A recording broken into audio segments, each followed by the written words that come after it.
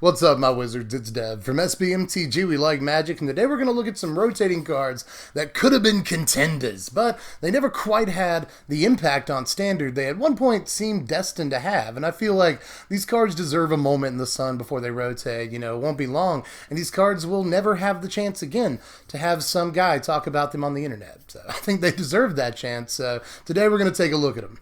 And just so this video won't be entirely pointless from a practical standpoint, we're going to try and see if we can analyze why these cards didn't do so well in Standard, so that maybe we can learn a thing or two about card evaluation for the future. So there's that. But before we get to the list, there are a few addendums, some quid pro quos. There are some conditions of making the list here. Now, what I'm looking for is really bottom of the barrel stuff that never ever had its time in Standard. Like if a card didn't make the list, it's probably because it saw too much play. Things like Marionette Master, which were occasionally one or two ofs in somewhat important decks, and just about every important Magic writer wrote about this card. At some point, it was featured in multiple deck techs here on YouTube, from my channel to Saffron Olives to, the Mana Source. Like, this card was all over YouTube and Magic writing for years, and it was an important one or two of in the occasional top 8 list. So even things like Marionette Master that seems like they should make the list just got way too much play, and there are multiple cards like this. Panharmonicon is one. There was a blue-white Panharmonicon deck that at some point was a little bit important in Standard. So if you, again, don't see something on the list that you think maybe should have, then consider the idea that it may have gotten too much play. Like SRAM's Expertise is another good example. There's a few cards like this in Standard that I felt like hit the top tables a little bit too often to comfortably be on this list. I'm looking for really bad stuff that at some point looked really, really good. But with that out of the way, let's get it started with some honorable mentions here before we hit the main list. And this time around, I wanted to devote the honorable mentions slot to some uncommons that maybe never saw the play they should have. And there are a lot we could talk about here, but there were some I wanted to talk about more than others, starting with Incendiary Sabotage. Now, this card has been almost completely lost to time, and I would imagine that some of you are going to have to read this card when it pops up on your screen. But long story short, it's an instant speed board wipe, which are really good. Those tend to be very, very good. Also want to talk for a second about Hidden Herbalists. I'm really sad that this card never got the time that it probably deserved. At one point, this was the second coming of Burning Tree Emissary. It was going to change aggro in Standard. Green-red aggro, or even mono-green, was going to be the big deck. Revolt was going to change the world. And that just never actually happened. Like, the only important Revolt card in Standard, it's like Fatal Push. It's just about it. There's not too much action that the Revolt mechanic got in Standard. And this card was going to be a huge part of an important aggro deck, but it just never saw its day. But the uncommon whose lack of play probably confuses me the most is still Malthus Revolutionary. Look at the stats. 3 mana, 3/3, trample. That's pretty solid right there, but this works well in a format where every deck is already playing Walking Ballista. It works with Planeswalkers, extra loyalty counters. That's great. It gets immediate value when it enters the battlefield, and it has a dies trigger on top of that. It works pretty well with Winding Constrictor, works good with Long Tusk Cub. Like, why didn't anybody ever play Malthus Revolutionary? Long story short, there was just always something better to be doing with your turn 3, which is really unfortunate because this card still looks really pushed to me to this day. But let's actually get into the list here. With number 10, we're going to talk about Neheb for a second. Or is it Neheb? Maybe? It was never important enough to have to learn how to pronounce this guy's name, sadly. During spoiler season, there were a lot of players freaking out about this thing. It comes on a decent body, and it's got Afflict, so no matter what happens, whether it gets blocked or not, you're gonna get some mana to cast something huge during your second main phase. That looks great. There are multiple relevant takeaways from this card. The first being that creatures, especially this high up on the mana cost, that actually have to live to attack to generate any real value for you, are not universally bad, but are very often less valued than creatures that can go ahead and do something for you the turn they enter the battlefield. But even if you can get it through for combat damage or afflict damage and get the extra mana, it still requires you to have an expensive spell in your hand to really get the full value out of the card. So it also has conditions on how good it is, even if you can make it work. And cards like that also have a problem getting off the ground some of the time. But another, and maybe the best lesson we can take from this, is why play a 5-drop like Neheb when you can play a 5-drop like Glorybringer, and you're very often not going to play multiple 5-drops drops. In most decks you won't, at least. And this is a classic case. It'll probably come up more than once in this video, just as a heads up to you. You know, you have a card, especially an expensive card, that looks really good in a vacuum, but there's a card that completely outclasses it at the same mana cost, and very often in the same color, completely invalidating the slightly inferior card. And that's exactly what happened with Neheb. But my number 9 is Samut, specifically the Planeswalker Samut, although the creature Samut did look pretty good at one time and also did nothing. So I guess this spot is just Samuts. But I'm going to talk about the Planeswalker Samut. And this is a case of a card that wasn't really that hyped during spoiler season. You know, a lot of people looked at this and were like, oh, that's not a very good Planeswalker. You know, it can protect itself, at least in some small way, by removing creatures. But for the most part, this is not what we're looking for out of a 4-mana Planeswalker. That is, until dinosaurs came along, and we got to look at the Enrage mechanic, which this looks absolutely perfect for, especially in a deck that only has Ripjaw Raptor at the 4-drop slot. There were a couple of other 4-drop dinos you might want to play, but nothing that looked as good as Ripjaw or this, so this is just an easy 2-of in the Green-Red Dinosaurs deck. It triggers Enrage, it kills small creatures, it even gives your huge dinosaurs double strike. Like, what's not to like about that? Why was this card never good? In some ways, this card was just a victim of timing. Kaladesh block was originally supposed to rotate out when Ixalan block came out. That was the original rotation schedule, but Wizards then changed it back to the longer form rotation schedule after lots and lots of complaints from us, from we the people, you know. So Kaladesh didn't end up rotating out when Ixalan came out. But that's not to say that this card would have just default been incredible for this whole time if Kaladesh had been rotated out of the format. I'm not too sure that I'm sold on that argument either, because I think the big problem with Samut was that sometimes it doesn't matter how good a card is in a given deck, the deck has to be good. And Green-Red Dinosaurs was just never quite there. Now, it's still got time. Green-Red Dinosaurs may very well be a deck after rotation because it gets to keep all of its dinosaurs, but Samut goes away, and I don't think that'll affect the deck that much, but the deck never got to truly utilize Samut as well as it should have because it was never the deck it should have been, at least the whole time it's been in Standard so far. So, this card is leaving, but again, I think Green-Red Dinosaurs may have a very real chance. It's just not going to get to take Samut along for the ride. Now, my number 8 is Archfiend of Ifnir, and I myself was convinced that this card was the truth the first time I saw it. You know, all you gotta do is cycle cards to wrath the opponent's board, you know. You're getting a bunch of bodies off the battlefield if you can just cycle a couple of cards a turn, and you're not even losing cards to do it. You're cycling, you're drawing more cards in the process. So it just doesn't look super hard to enable, and it looks, at first glance, like it's pretty fat in the air, but I think that's probably what ended up killing this card.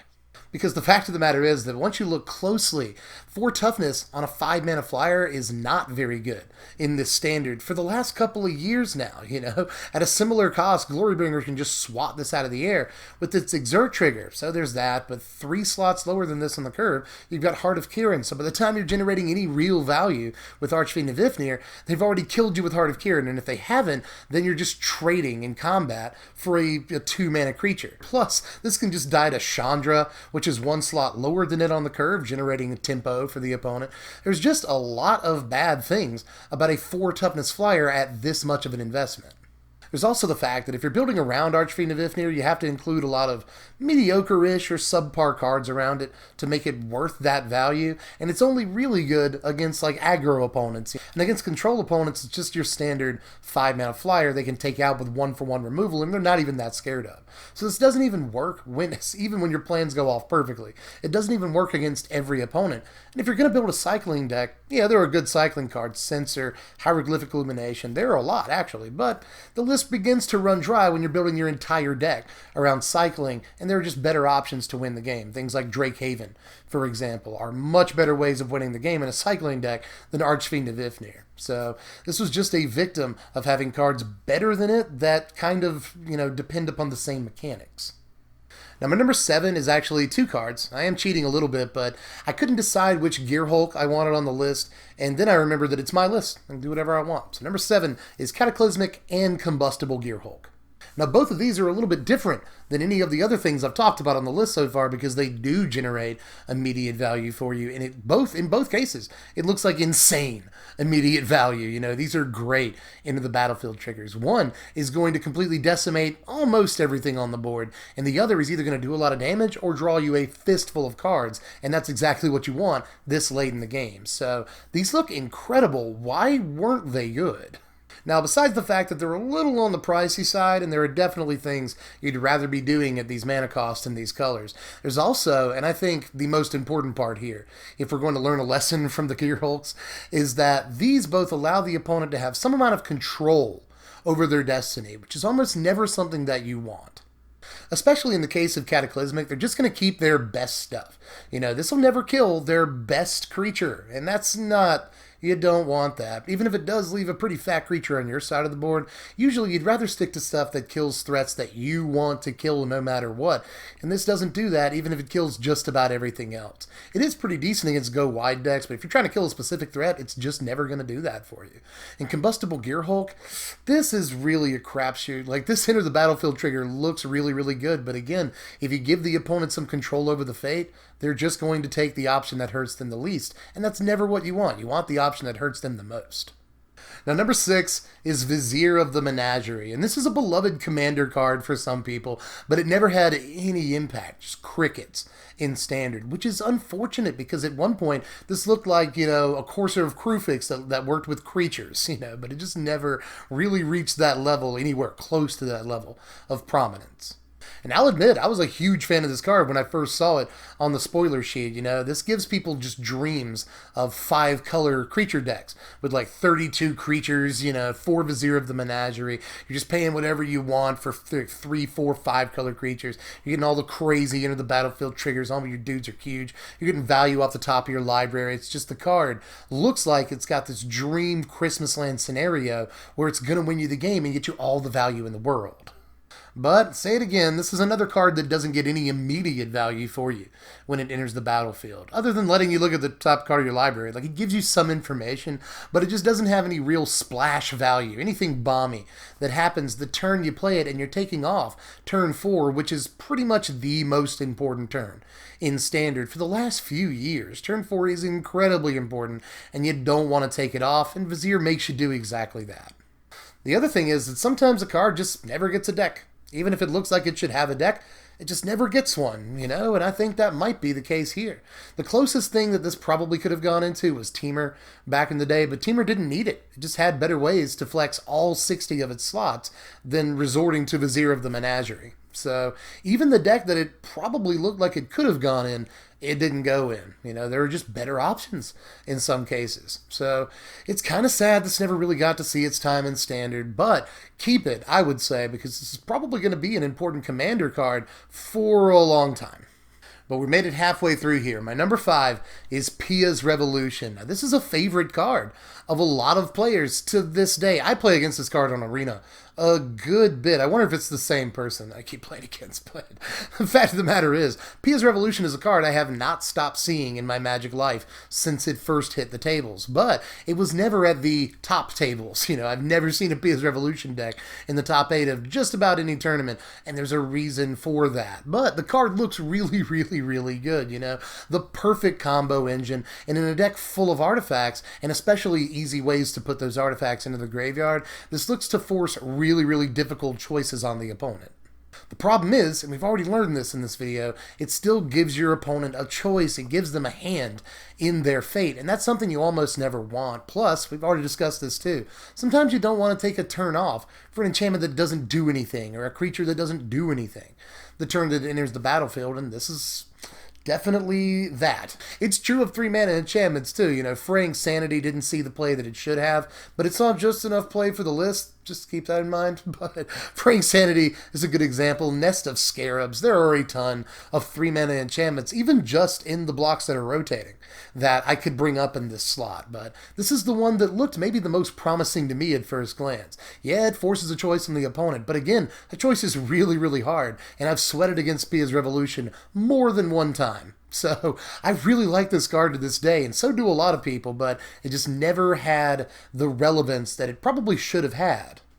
Now, my number 4 is Rashme. I was super excited about this card, and so was a lot of the Magic world when it first hit the spoiler pages, but it just never really panned out. I still almost kind of don't get it, you know? This is guaranteed value. Even if you don't get the sort of semi-cascade whenever you cast the spell, it still puts the card into your hand. That is guaranteed value, sir or madam, and that is usually really good. But the teachable moment here is that not only does this not generate value the turn it enters the battlefield, which again, I'm going to keep saying it, that is, you got to take that away from this video, you know? You really want cards, especially at 4, 5, 6 mana, to do something for you when you play them, and to do something regardless of whether or not they're removed. And Rashme doesn't do that, and she's especially removable for her mana cost. You know, this can get hit by Revolted Fatal Push, Lightning Strike. I was going to say Shock for some reason. It can't. But Lightning Strike, Harness Lightning, Dry with no extra energy, Abrade, lots and lots of things can kill this at mana value and generate tempo for your opponent, which is a big thing you also don't want. And by the way, Rashme reminds me a lot of another card that we were all pretty psyched for when we saw the Dominaria spoiler, Gearorre, who I hope doesn't meet a similar fate to Rashme. You know, this can also, oh my gosh, generate you a bunch of value over the course of a game, and you're just drawing all the cards, but usually it won't generate value for you on turn 4 unless you play a Mox Amber. So, aside from that, there's just not really much value that Gearorre can generate for you either. On the turn she enters the battlefield, and I just hope that even though Gearorre has a long way to go in this format, she doesn't end up just another Rashme. But we're in the top 3 now. List is going by quick. Number 3 is Gearorre. Now, how good does this look for like Lands Matter decks and even aggro decks that dump their hand just about every turn? You know, drawing 3 cards a turn is freaking ridiculous. So I expected, and so did a lot of people, this card to do something, at least in some kind of combo deck when it came out. Because there's just, again, there's too many things it goes into. Combo, Lands Matters, aggro decks that dump their hands super fast. There's just got to be some home for this eventually. But of course, that turned out not to be the case. That Lands Matter deck didn't exist. The combo deck that could utilize this didn't exist. The fact that it also gives your opponent the ability to do these things, that is horrible. Had to learn that lesson pretty quick. And there's lots of other stuff that made us not play this card. Like, why would aggro decks play this in the 4-drop slot when they have access to Hazoret, Chandra, later on Rekindling Phoenix? There are just multiple 4-drops that outclass this, even if it does have the ability to draw you a bunch of cards. And why would you want to draw a bunch of cards in the first place when a creature like Hazoret makes you have, like, next to no cards in your hand to actually work in the first place? So, yeah, Gearorre looked really good to a lot of us, and I still think that this ability has some steez. Like, this definitely has a chance in, like, Commander if you want to build a deck around it, but it just never had the play that it looked like it maybe should have in Standard. The card looks pushed. Let me just say that. Building a deck around Gearorre still seems appealing, even with just a couple of months left in the format, but it's never going to really see the play that it maybe was designed to see. But here we are at number 2, and I feel like I should pause here for a second to say that numbers 2 and 1 are numbers 2 and 1, but all the other things that I've gone through so far may as well be in any random order. You know, like Neheb could be number 3 for all I care. Those cards are all just like on a different level than the next 2 cards. Numbers 2 and 1 really deserve to see some amount of play, and I still think there are some lessons we can learn from them having not seen play, but it still boggles my mind in some ways that cards like number 2, the Locust God, didn't see any play almost at all. Now, this is still awesome to this day. Whenever I look at it, you know, this is really good in a lot of ways. It must be exiled to be dealt with. It incentivizes card draw, synergizes with itself, goes wide by itself eventually. It lets you fill your deck with a bunch of card draw effects, like Chart a Course, and here's an Opt. You know, there's just so many ways it looks like you could abuse this card. So why wasn't it ever as good as it obviously looks? Now, I think this is another case of a card just never having a deck. And like I said, you could fill your deck with Opt and Chart a Course and all kinds of things. Pull from Tomorrow looks obviously very, very good with the Scarab God. Shouldn't have to point that out. So I've loved this card, and I even did a Brawl deck tech for the Locust God. That's how much I've loved it. But honestly, there are some problems. The biggest one being that 6-drops are notoriously tough sells in Standard. You know, cards like Noxious Gearhulk, that kill a thing when they enter the battlefield. That's pretty good. Vraska, she kills a thing when she enters the battlefield. That is awesome. Torrential Gearorre. You can play it on your opponent's turn, and you can usually use it to kill a thing or counter a spell, or draw extra cards when it enters the battlefield. All of those are examples of 6-drops that generate immediate value, have crazy bodies, or just do other important things for you. And this is not on that level necessarily. And all that may be valid information, but I still don't think this card got a fair shake while it was in Standard, It looks like there are plenty of decks you could build around this. Some sort of blue-red spells or blue-red control, maybe a Grixis deck, maybe even some sort of mid-range deck that plays creatures, Whirler Virtuosos and such in the early game, and then once it gets down to Locust God, that's when it starts playing Pull from Tomorrow and Opt and stuff like that. There are multiple decks you could build around this, but no one ever necessarily tried again after the first few months it was in Standard and didn't do anything. Again, 6-drops are a tough sell, but it's going to be hard to convince me that this card couldn't have been better than it was. And that's something I want to hammer home here before we get to number 1. The whole reason that I said that number 2 and number 1 were different than the other cards on the list is because I can easily justify all the other cards on the list not having seen Standard play for some reason or another. But with these, with the Locust God and my number 1, I feel like, yeah, you can point out faults with them, but you can point out faults with any card. A Rekindling Phoenix, that does to Vraska's Contempt. Scarab God, that does to Vraska's Contempt. It's bad. Like, you can do that with any card, but I feel like number 2 and number 1, despite their faults, still should have seen some play. And that is especially true with number 1, Ovia Push Erie. Now, this is a 1-drop with late game value. Those are historically pretty good in Magic. It doesn't die to Chain Whirler, which has been relevant as of late, ever since Dominaria came out. It's really good in decks that go wide, but it can go wide all by itself, too. And on top of all of that, it's crazy with Mox Amber. It's the only legend in Standard that enables Mox Amber on turn 1. So if for no other reason, it probably should have seen some play in this Standard. But it didn't the whole time it was in Standard. This was a very, very niche card that's almost been forgotten to time at this point, and that is a shame because this still reads as a super pushed 1-drop to me. And yeah, it ties to Fatal Push, Shock, Magma Spray, all that, all the removal in between, but so does pretty much every other 1-drop in the format, and we've seen plenty of 1-drops see play. So until the day I die, I will not understand why this card didn't see some form of play. Maybe the deck it went in wasn't good enough. There was never a green or maybe green-white tokens or artifact deck that this could have slotted into that was really on the level with top-tier decks, but it's still really, really hard to convince me that this card shouldn't have done something.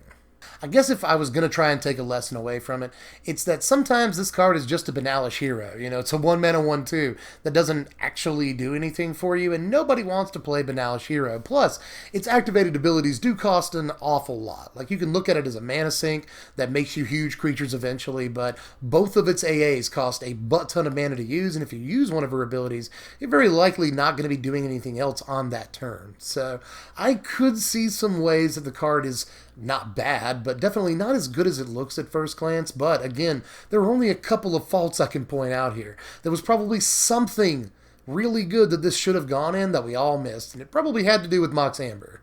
But with that, I'm pretty sure that I'm done jawing on, but there's a lot of cards that probably should have been on this list. If there's anything that didn't see like really any play whatsoever that I didn't bring up and you really like, go ahead and comment it down there. There are a lot of cards we're all sort of wistful over leaving in this Standard, and that's going to be the subject of a couple of lists as we go forward. The plan is, up until rotation, to do like 1 list video a week.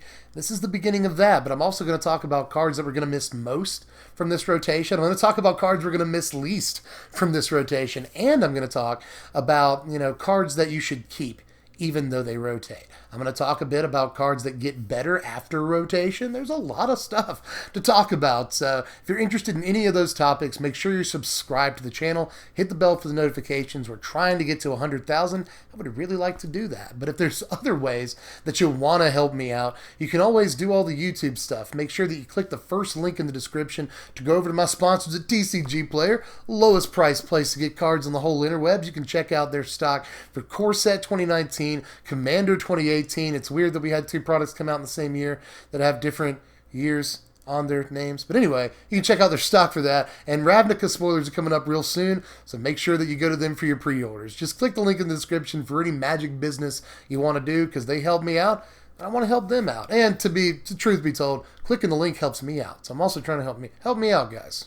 You can also throw $1 a month into the Patreon if you feel like it. That would help me out immensely. Every little bit counts. And if you're already a member of the Patreon, thank you. You're awesome, because you allow me to keep doing this. And this is the best thing ever. And I really like talking to you guys. So if you want to keep helping me out, and I appreciate your help so far. But if you want to join the Patreon, it's only $1 a month. There are higher tiers if you want them, but all I ask is $1 a month, and I'll let you know what videos are coming out the day before they come out. Plus, you get to vote in polls for what decks you want to see. There's all kinds of fun stuff we do over there. So check out the link in the description for that, too. Make sure you like the video, share the video. That helps me a lot, too. And this is a topic I think people will be interested in, so make sure people see it, put it on YouTube's front page, and help share the video around. You can also follow me on Twitter at SBMTGDev, but I'm pretty sure that's all the tasks I have for you. If you do even one of those things, I will be super happy with you, friend. But with that said, I'm pretty sure that I'm tapped out for this one. So I'll catch you cats later. I'm Dev from the Place. Thanks for watching, my wizards. Remember to spread love and be kind.